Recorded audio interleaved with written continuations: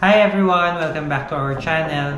If you recently passed the AMC MCQ and got offered a job as a resident medical officer in Australia, congratulations! You are now one step ahead of your journey, and the next step is applying for your AHPRA Limited Registration.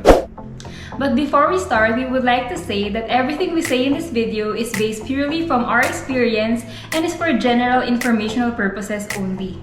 We in no way represent any entity such as the AHPRA, the AMC, and our employer. We also do not claim the accuracy, adequacy, validity, reliability, and completeness of all the information that we provide. Now let's start. We divided this video into the common questions asked about the AHPRA registration. You can skip ahead to the specific questions if you like. So first question is, what form did you fill out for your AHPRA application? The form we completed is the ALPS 30 or the application for limited registration for postgraduate training or supervised practice. In our experience, our employer provided us with the form. They have completed parts B and C and instructed us to complete the form with our personal information and then to submit the form directly to AHPRA once we are done. Other employers may ask you to fill out the application form first, then send it to them so that they can fill out their parts, so make sure to check your employer regarding this. You can check out the latest version of this file by searching for it in AHPRA's website. What are the documents that you prepared for your AHPRA Limited Registration application? So here are the documents that we prepared. First is the ALPS 30 form. Take note that your employer should fill out the employer section, particularly parts B and C. Also, make sure to take your time in ticking these boxes as they can be quite confusing. Second is your passport. Make sure that your passport is valid. Include the first 2 pages of your passport and make sure that you have your own signature in the second page. This will serve as our proof of identity because as IMGs, we are applying outside of Australia. You should also obtain a certified true copy of your passport. Take note that since your passport has a picture, it has a specific wording versus documents without a picture. Kindly refer to AHPRA's website on how to properly certify your documents.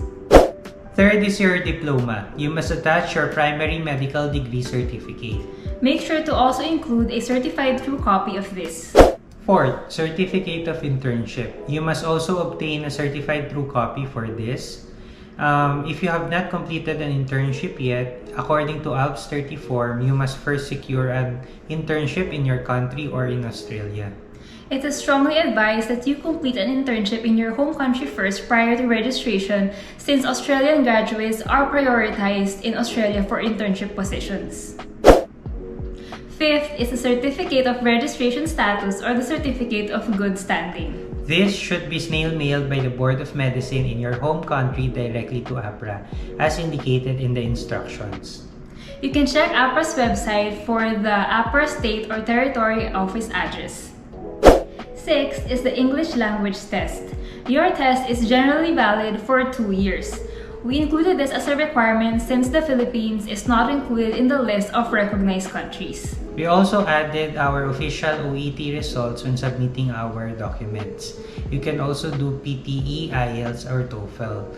We also added AHPRA in our OET account so that they can have access with our results.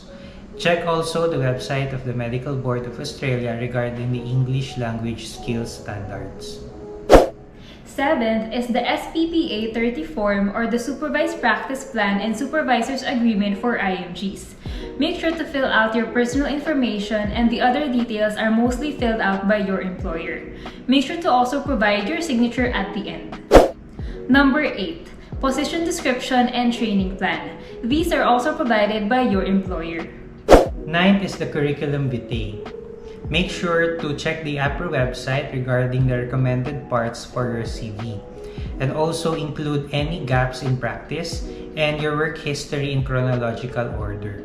Also, make sure that the CV is the original copy, dated and signed with the statement at the end.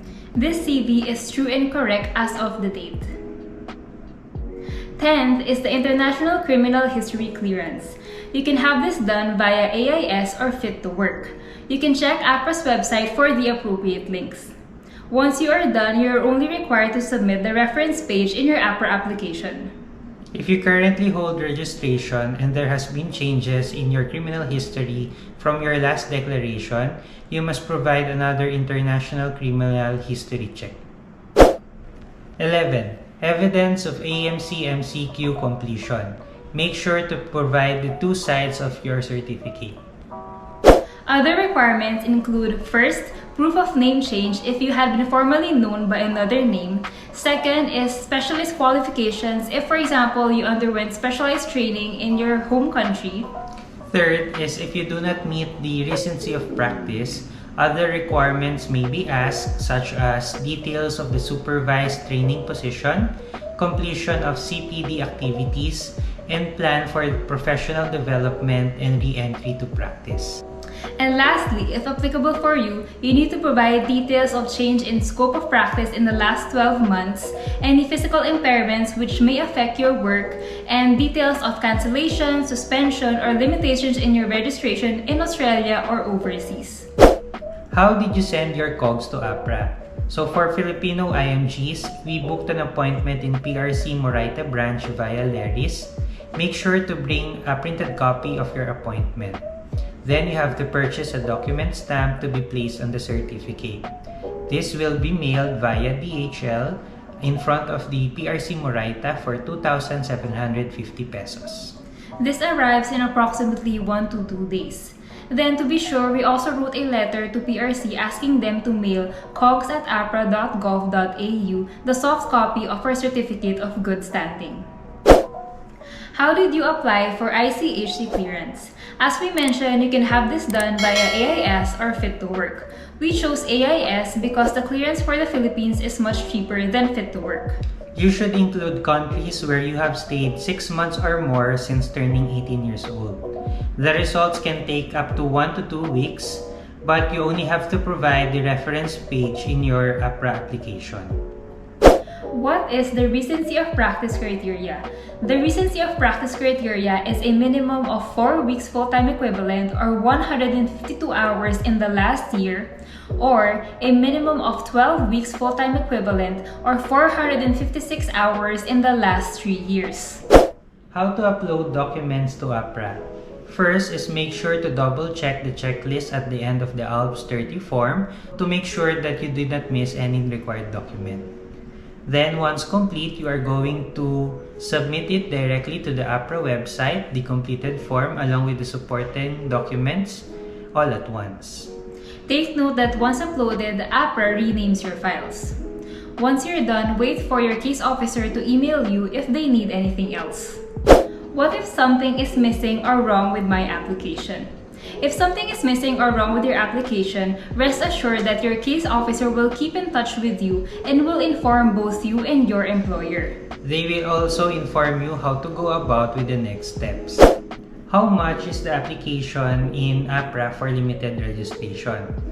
The application fee is 860 Australian dollars, while the registration fee is 898 Australian dollars if your place of practice is NSW, and 860 Australian dollars if not. NSW applicants are entitled to a rebate from the NSW government.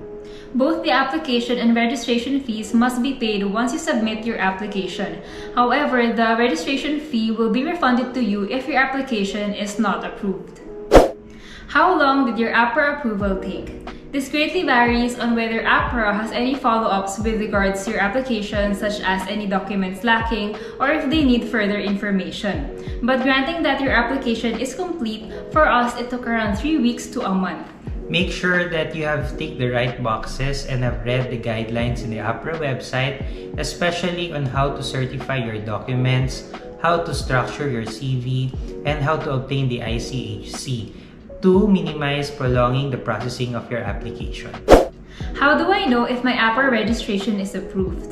Your case officer will email you regarding the results of your application.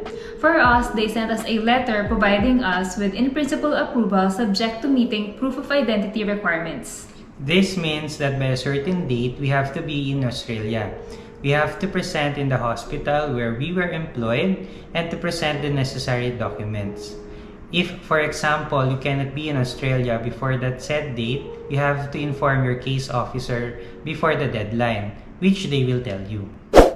That's it, everyone. We hope you found this video helpful. If you have any questions, you can comment them down below and we will do our best to answer them. Kindly like and subscribe to our channel for more. Thank you, and we wish you all the best in your journey as IMGs to Australia. Bye!